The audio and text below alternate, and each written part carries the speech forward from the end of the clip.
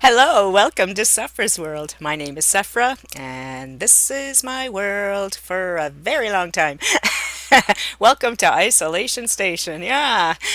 So how you doing? How's it going? I've been isolated since Sunday.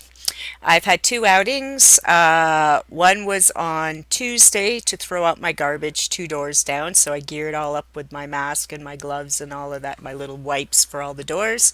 Then today, my one of my sons went out and got groceries for him and me. I live alone and he lives alone, but he lives in the building next door.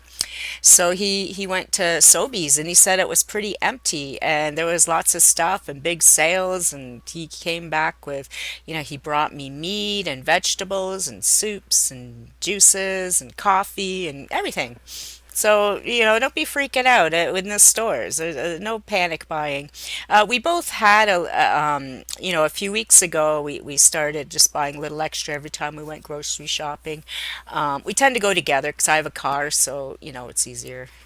And so we'd actually been, buy an extra can of soup, buy an extra this and that, and it's working. And so, anyways, so he thought, he'd get while the going's good in case, things get worse here in Toronto. So he went to the store. He said hardly anyone was there, but he was the only one in mask and gloves. People were there with little kids. As he said, someone was pushing a kid in a stroller, no mask, no gloves, kids touching everything. So I don't know. You do you. All I know is I watch, I'm on Facebook, I look at the news, I'm watching all these reports all the time, and I see what's happening in Italy, I see what's happening in Spain, and so I'm just trying to learn from what they went through. And, I still say, those of you who follow me on YouTube know that I've been making videos about the coronavirus since January.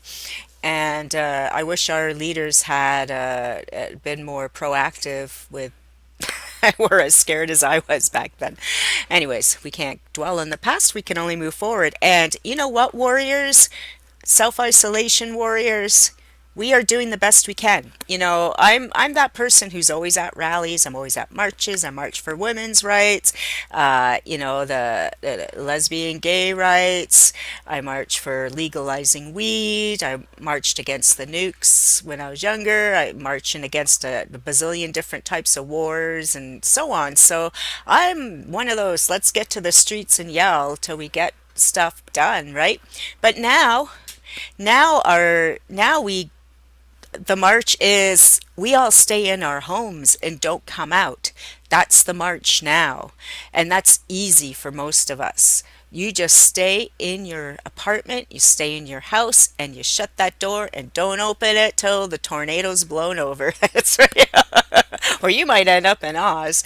So yeah, if you're feeling helpless, as I do, if you're feeling a little crazy. I'm starting to lose it a bit, but it was very refreshing to see my son today. So that was good for my mental health. But really, we shouldn't have seen each other. But we needed to.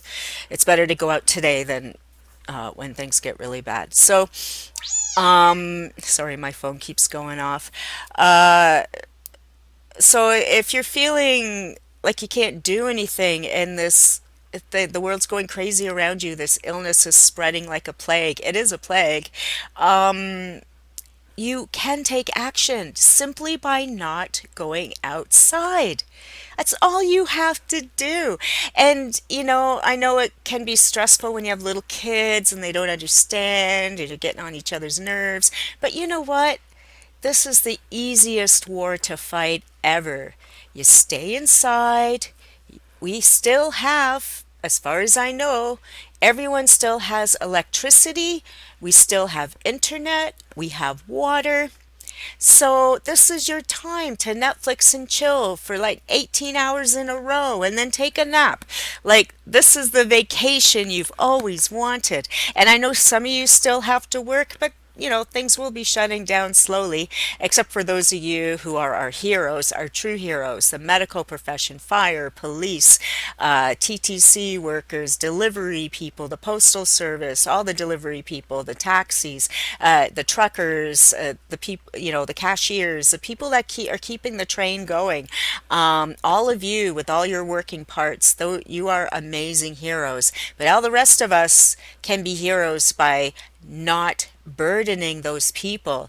And how we don't burden the people is by staying home. If we stay home and self isolate, there'll be less of us getting sick, and the system won't get overburdened, and we won't need all those extra masks. We won't need all those ventilators that don't exist. We can flatten the curve.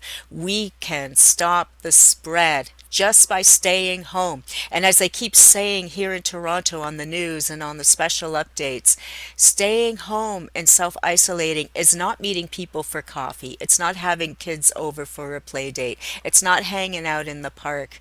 It is not going for a walk. I know some of the big politicians are still saying you can go for a walk. Yet if you read and see some of these videos from Spain and Italy, they say do not. They said you want to go for a walk, we get it, but you know what? You will regret it, because even just going for a walk by yourself in the sunshine is can be death to you, because we don't really know what's happening.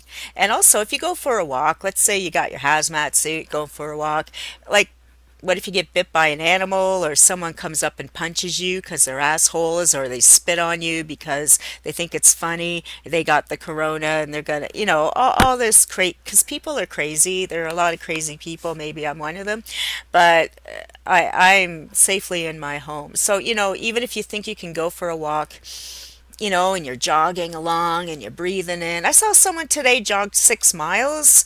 Why? Unless they were on a treadmill. I hope they were. But they posted, I jogged 6 miles today. It's like, so you're sucking in 6 miles of other people's oxygen in this world, even if you're by the lake. Like, we don't know. We don't know, because, we don't really know what this is. So, anyways, you are a hero. You are staying home and you are self isolating. Therefore, you are flattening the curve. So keep flattening the curve.